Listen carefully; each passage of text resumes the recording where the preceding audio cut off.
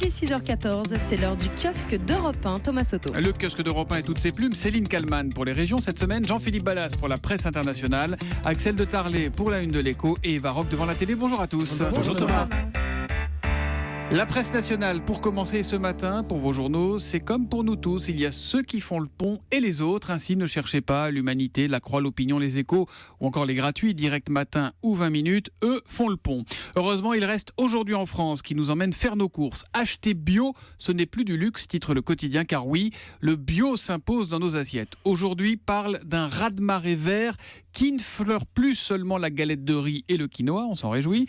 Et ce qui est intéressant, c'est que les poids lourds de la grande distribution se lancent sur ce marché, un marché en croissance de 15% l'an dernier. Mais méfiez-vous, les produits bio vendus chez Carrefour, Leclerc ou Auchan ne sont pas forcément moins chers que ceux vendus chez La Vie Claire, Naturalia ou encore Bio C'est Bon. Bref, pour le bio comme pour le reste, il faut comparer.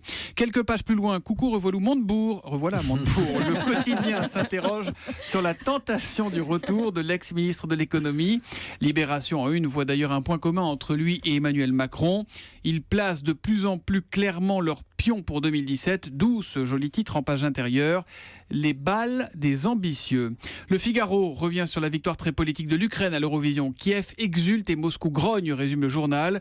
Imaginez que les présentateurs russes de l'Eurovision n'ont même pas prononcé le nom de la chanson victorieuse, 1944, chanson dédiée par la gagnante Jamal à son arrière-grand-mère, dont la famille fut déportée en Asie centrale, tout comme près de 200 000 Tatars de Crimée accusés par Staline d'avoir collaboré avec les nazis. Et là d'un coup, on imagine Vladimir Poutine en train de vitupérer devant sa télé samedi soir. Et puis un dernier mot pour saluer Madame Morano. Non, pas Nadine, mais Emma Morano, 116 ans. Cette Italienne est aujourd'hui la nouvelle doyenne de l'humanité. C'est surtout, nous apprend aujourd'hui, la seule au monde à être née au 19e siècle. Imaginez que Facebook est né 105 ans après Emma Morano. 3-1 dans la presse quotidienne régionale qui ont attiré votre attention ce matin, Céline Kallmann. À la une de la dépêche du midi, solidarité de la dépêche du midi, solidarité de points, la journée oubliée. Le quotidien revient sur ce lundi de Pentecôte qui a été transformé en journée de solidarité. C'était il y a quasiment 12 ans déjà. Mais aujourd'hui, seulement 30% des Français iront travailler. On en fait partie. À la une de Ouest France, le géant des mers a quitté Saint-Nazaire. L'Harmonie of the Seas, le plus gros paquebot du monde, a quitté le port devant une foule de 70 000 personnes. Et puis enfin, Var Matin, de son côté, s'intéresse au loup. Une bergère de l'Esterel, avec mon fils, j'ai l'habitude, évoque les attaques et les risques pour les éleveurs qui vont bientôt partir en transhumance dans les alpages. L'histoire du jour, c'est la colère des radiés de Pôle emploi. Le sujet fait la une de La Voix du Nord. Oui, à cette question, l'agence pour Pôle emploi aurait-elle recours à des radiations dites abusives ? Le journal raconte avoir été contacté par de nombreux lecteurs, des lecteurs qui auraient été radiés sous prétexte d'absence à une convocation pourtant jamais reçue.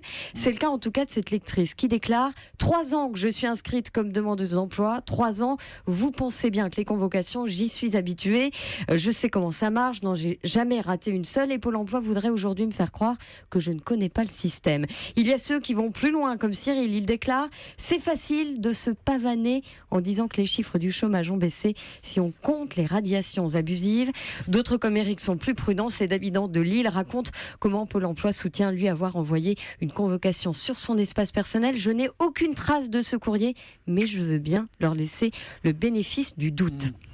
Alors une radiation, ça a des conséquences très concrètes, une suspension des allocations chômage. Isabelle L'Enfant est directrice de la stratégie et des relations extérieures de Pôle emploi Nord-Pas-de-Calais-Picardie. Parfois, il peut y avoir un retard au niveau de la poste, dit-elle, pour ceux qui ont demandé à être contactés par voie postale, mais la plupart ont accepté lors de leur inscription les échanges dématérialisés. Des paroles très difficiles à avaler pour Marie-France.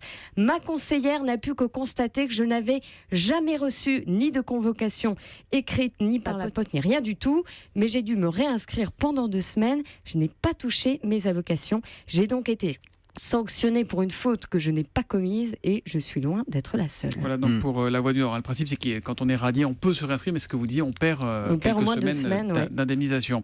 La presse internationale, Jean-Philippe Ballas, ce matin, le voyage compliqué de Jean-Marc Ayrault en Israël. Oui, notre ministre des Affaires étrangères envoyé en éclaireur pour tenter de relancer le processus de paix. Alors, rencontre en Cisjordanie avec le chef de l'autorité palestinienne, Mahmoud Abbas, et poignée de main qu'on peut raisonnablement qualifier de glaciale avec le Premier ministre ministre israélien Benjamin Netanyahou. C'est le Jérusalem Post qui nous raconte l'initiative française. Je vous la résume en quelques mots. Une première conférence internationale à Paris avec plein de monde à la fin du mois pour préparer le terrain. Et puis un sommet de chefs d'État avec les deux parties à l'automne. Sauf que Benjamin Netanyahou, il n'y croit pas, mais alors pas du tout. Alors, bien sûr, il y a le lourd passé et puis les échecs répétés ces dernières années. Mais ce n'est pas tout. Il y a aussi une résolution jugée scandaleuse par le Premier ministre israélien. C'est un texte de l'UNESCO qui a été signé par la France, c'était au mois d'avril, pour la sauvegarde du patrimoine palestinien et qui, pour Israël, nie toute connexion historique entre le peuple juif et plusieurs sites religieux, dont le mont du Temple, appelé également l'esplanade des mosquées à Jérusalem-Est. Un sujet ultra sensible. Alors Paris a eu beau tenter de rattraper le coup en évoquant des formulations malheureuses, maladroites. C'était un malentendu, c'est ce qu'a dit Jean-Marc Ayrault hier.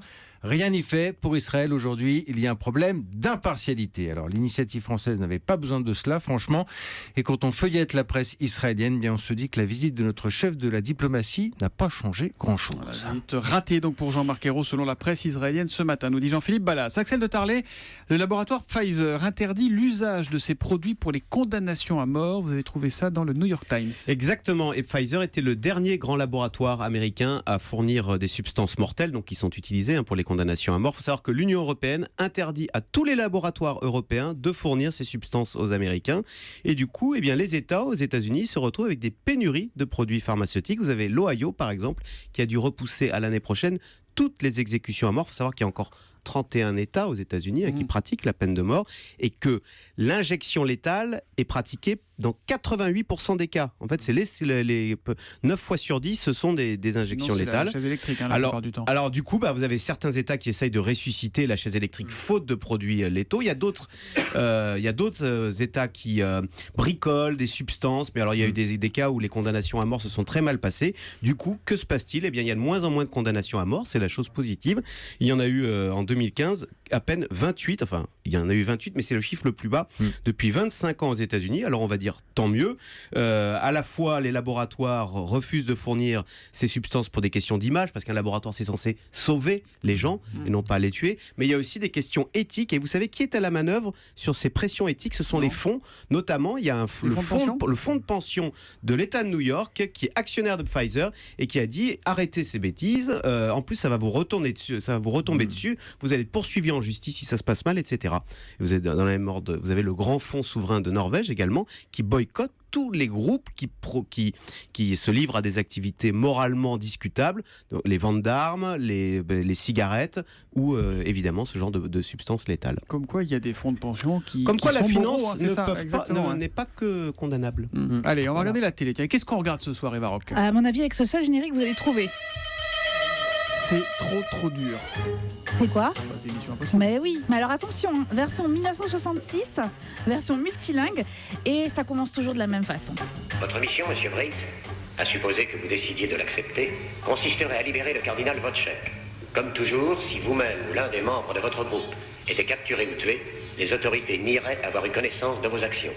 Alors le rituel est toujours bien établi, vous savez c'est Dan Briggs qui est interprété par Stephen Hill dans cette première saison, qui choisit les membres de l'équipe en fonction de la mission à accomplir. Alors par exemple ce soir vous allez voir, ils vont devoir s'improviser artistes de cirque pour libérer le fameux cardinal qui est emprisonné dans une prison de l'Europe de l'Est. À chacun son rôle, par exemple Rollin lui c'est un spécialiste du vol et il va faire une petite démonstration dans le bureau de l'équipe où il a piqué un objet à chaque camarade pendant le briefing. Barney, ton portefeuille.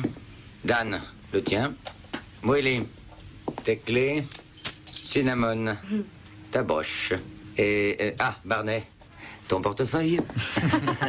Vous sentez bien que le rythme, c'est pas le rythme des séries aujourd'hui, évidemment. Mais le feuilleton qui était diffusé quand même entre 1966 et 73 était vachement novateur. Il y avait déjà un spécialiste... Vas-y, t'as qu'à dire vachement. Oui, j'ai dit vachement, pardon, Allez. excusez-moi, ça m'a échappé. Il y avait déjà un spécialiste de l'électronique un peu à la MacGyver. Pas de violence, mais beaucoup de manipulation psychologique un peu à la mentaliste. Et puis le côté très chic, très glamour de la série vintage qu'on retrouve évidemment dans Mad Men aujourd'hui. Et surtout, on y parlait politique. Parce que c'était l'époque de la guerre froide et l'émission se déroulait régulièrement dans les pays de l'Est. L'idée était évidemment de montrer la toute-puissance des États-Unis à travers la série policière. Alors moi, j'avais un lointain souvenir, mais très très lointain souvenir de la série. Je me suis régalée à regarder ces nouveaux épisodes. Et puis en plus, vous choisissez votre langue et c'est sur Gulli et c'est à 20h50. Et 45. Et ça 45, s'appelle donc pardon. Mission. Enfin, je sais pas ce qui est marqué sur votre feuille. Ça s'appelle donc Mission Impossible. Vous êtes nombreux à nous regarder en vidéo et à nous poser une question concernant Axel de Tarlé. Il est tout rouge. C'est une écrevisse aujourd'hui, Axel de Tarlé. Qu'est-ce qui s'est passé ce week-end, J'étais Axel? ce week-end sur les côtes de la Manche où il y avait beaucoup de soleil et beaucoup de vent et je ne me suis pas rendu crème compte que j'ai solaire, pris un Axel, coup de la crème soleil. solaire. On demandera des comptes à notre ami Laurent Cabrol parce que là, vraiment, vous êtes un